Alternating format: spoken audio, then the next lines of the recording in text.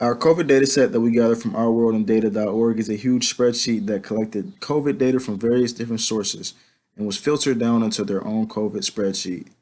In the business world, you will usually have a database to connect to or a data warehouse to connect to that you would do your Power BI visualizations. But sometimes you do have one-off cases where you may just have a spreadsheet to work with. And in this case, we have just a spreadsheet. It is not recommended to just have one big spreadsheet with a bunch of rows, but since this is a beginner's tutorial, we will be all right with doing that today. Power BI typically will use the star schema in order to get the best performance and best results. Now, back to our COVID data set. We have a lot of columns that are not needed, excuse me. So what we will do is remove these columns.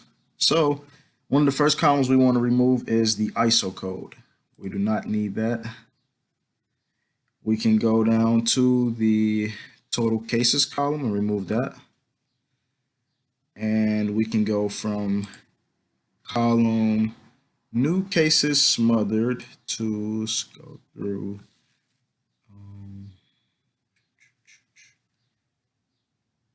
cases smothered. Actually, we can just delete this one because we do need total. We don't need total deaths either. We do need new deaths. The new death smothered we do not need. We can keep going, keep going, keep going. Hold shift and then click here on this ICU patients per million. Click delete, so we do not need that. We do need hospital. Do we need hospitalization patients? Yes, we need hospital patients. So then we will go from hospital patients per million. Keep scrolling through because some of this, a lot of the stuff we don't need.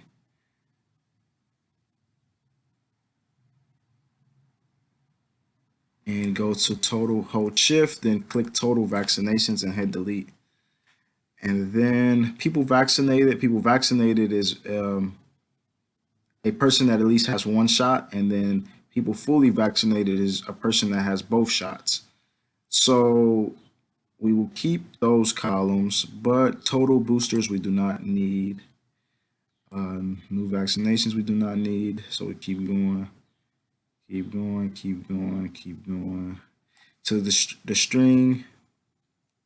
stringency index and hit shift and delete.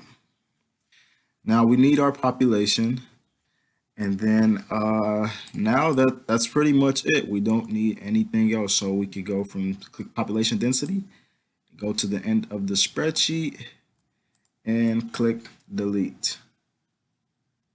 Also, I didn't mention we also can click this remove columns button that will allow you to remove the columns. If you didn't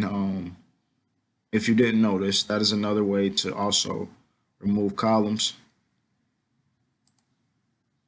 All right, we removed our columns that we do not need.